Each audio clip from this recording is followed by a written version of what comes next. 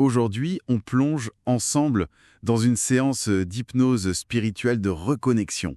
C'est la 31e de cette saison 2025. Oui, un voyage intérieur assez profond et transformateur avec Christophe qui est accompagné par Vincent. Exactement.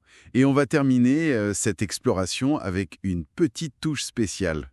Une création musicale. Ah oui, né directement de l'énergie de la séance, c'est ça. Parfait. Alors l'idée, c'est d'explorer un peu les moments forts, les enseignements qu'on peut tirer de cet enregistrement. Parce que chaque voyage est unique, bien sûr, mais celui-là, il a des images particulièrement parlantes, je trouve. Carrément. Bon, alors on commence ? Le début de la séance, Christophe pose son intention, que ce soit utile et bénéfique pour eux, pour leur avenir commun. Une intention claire. Et juste après les respirations, il y a cette première image qui arrive. Oui, celle du développement photo, avec cette phrase un peu énigmatique. Au cœur de nos divisions naît la multiplication. Alors ça, c'est une entrée en matière assez puissante, je trouve. Qu'est-ce que ça évoque pour toi, cette image ? Ben, l'idée que la division, le fait de séparer, d'analyser, peut mener à la multiplication, donc à l'abondance, à la création. C'est assez contre-intuitif, mais c'est riche. La photo, c'est le passage du négatif au positif, c'est ça ? Oui, et surtout la révélation progressive des nuances. Ça suggère que notre réalité intérieure, elle n'est pas figée. Il y a comme une fenêtre d'opportunité, quoi. Un temps de développement où on peut agir ? Exactement. Influencer l'image avant qu'elle ne se fixe. C'est une belle métaphore du potentiel de transformation active, en fait. C'est intéressant, cette idée de fenêtre d'opportunité. Juste après, Christophe, il décrit des visions qui changent pas mal. Oui, il y a l'anotorique vert d'abord. Cette forme de donut, là, souvent liée à l'énergie. C'est ça. Puis des couleurs pastel, assez enfantines. Et ensuite, hop, il atterrit dans le règne minéral. Il parle de bauxite rougeoyante. Ça fait penser à Mars, dit-il.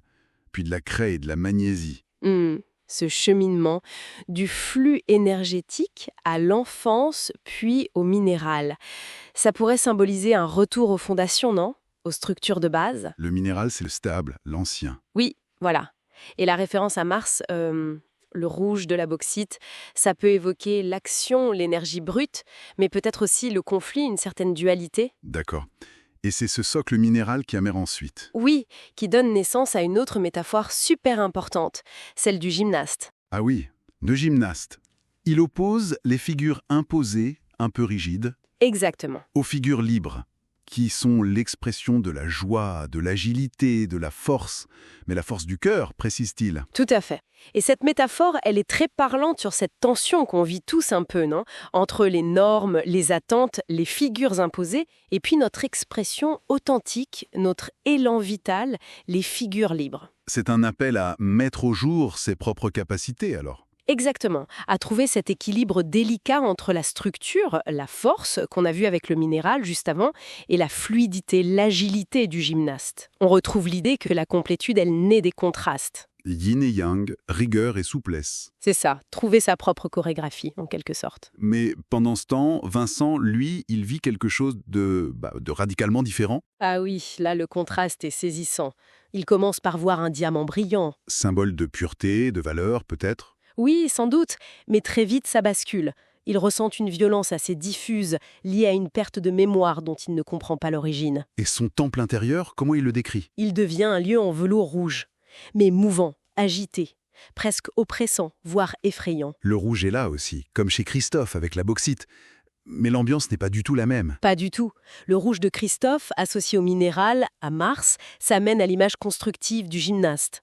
Celui de Vincent, il est lié à une violence indéfinie et à un cœur, le temple de velours rouge, mais un cœur agité qui fait peur. Cette divergence est assez incroyable quand même. Oui, elle est fascinante. Ça souligne vraiment à quel point un même espace énergétique ou une même thématique peut être vécu différemment. Chacun rencontre ses propres résonances, ses propres défis. Peut-être qu'ils explorent deux facettes d'une même énergie. C'est une possibilité, oui. L'une plus maîtrisée, l'autre plus chaotique, plus douloureuse peut-être. Et c'est justement face à cette agitation de Vincent que Christophe, il reçoit et transmet un concept clé. Oui, le cœur de rubis. Peux-tu nous en dire un peu plus ? Comment il le décrit ? Il le décrit comme une émanation du Sacré-Cœur, une énergie d'apaisement très profond, spécifiquement pour les chocs émotionnels. Et il parle d'un maillage, comme un réseau énergétique autour de la Terre pour guider, soutenir les âmes. C'est une image très forte. Le cœur de rubis. Très forte, oui. Elle arrive vraiment comme une réponse directe à la violence et à l'agitation ressentie, notamment par Vincent. Le rubis, ça symbolise souvent la passion, la force vitale, mais aussi la protection. Et associé au Sacré-Cœur. Ça lui donne cette dimension d'amour divin ou inconditionnel, capable de transmuter la souffrance. Et l'idée du maillage, ça suggère une action collective, une ressource qui serait disponible pour tous. Quel est l'effet immédiat de cette invocation? Alors c'est intéressant, Christophe lui ressent un apaisement encore plus profond. Mais Vincent? Vincent, lui, reste agité. Intrigué, oui, mais toujours agité. Qu'est-ce que ça nous dit, ça? Ça montre que même l'invocation d'un symbole d'apaisement aussi puissant, et même présenté comme collectif, ça n'entraîne pas une réponse automatique et uniforme chez tout le monde. L'intégration reste personnelle. Exactement. L'agitation persistante de Vincent, ça pourrait vouloir dire que le concept touche quelque chose de très profond chez lui, qui demande plus de temps, ou que sa résonance personnelle avec ce symbole est différente, tout simplement. La guérison ou l'apaisement, c'est pas un interrupteur on-off, quoi. Non, clairement pas. C'est un processus. Donc, pour résumer un peu cette séance riche, on a eu des métaphores fortes, la photo, le gymnaste. On a vu des expériences très contrastées face à des thèmes similaires, comme cette énergie rouge, et l'émergence de ce concept du cœur de rubis. Oui, comme une proposition symbolique d'apaisement face à la violence, qu'elle soit intérieure ou extérieure d'ailleurs. Et ça nous laisse avec une question pour la suite, peut-être. Oui, tout à fait. La séance se termine sur une note de paix pour Christophe et d'agitation qui demeure pour Vincent, malgré cette image forte du cœur de rubis. Alors, qu'est-ce que cette divergence nous apprend sur nos chemins individuels d'intégration, de guérison ? Comment on navigue entre ces ressources symboliques qu'on peut nous proposer et notre propre paysage intérieur, qui est parfois résistant ou qui a besoin d'autre chose? C'est ça. C'est une question ouverte sur la complexité du travail sur soi, finalement. Une séance très riche, en effet, qui nous laisse matière à réflexion. Et maintenant, on passe à la composition musicale, tout droit inspirée par cette séance. Si cette exploration a résonné, un pouce levé est toujours apprécié. Il est possible de laisser un commentaire pour partager un ressenti et de penser à s'abonner pour ne rien manquer des prochains voyages dans Chroniques de mes mondes intérieurs. Et si le contenu entendu a touché une corde sensible, le partage de cet épisode peut être précieux parfois. Un seul mot peut faire toute la différence. À très bientôt dans un prochain voyage intérieur.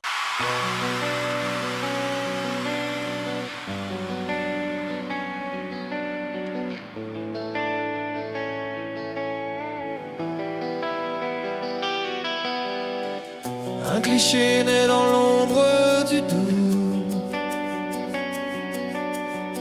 un développement fragile, mais c'est la route.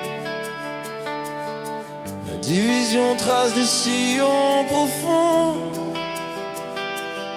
et dans les fissures la lumière se fond. Un anneau vert tourne, énergie ancienne. Le minéral par la terre nous enseigne. La bauxite rouge cache un volcan.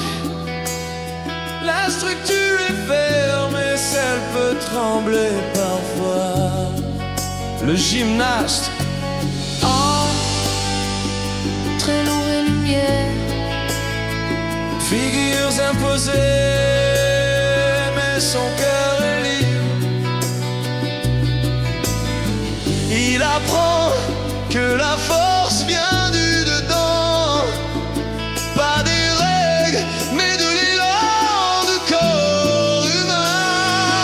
Au cœur de rubis, lumière écarlate, tu tisses un maillage dans la nuit profonde. Apaisement né du chaos des âmes nous porte tous, mais chacun se nomme. Dans la division, tu danses, tu grandis, un diamant brisé qui rit, qui guérit. Le rouge de la peur, le rouge de la paix.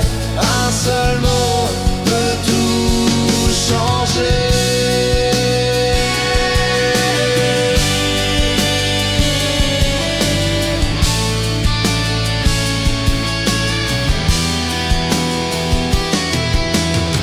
Le temple en velours rouge se révèle,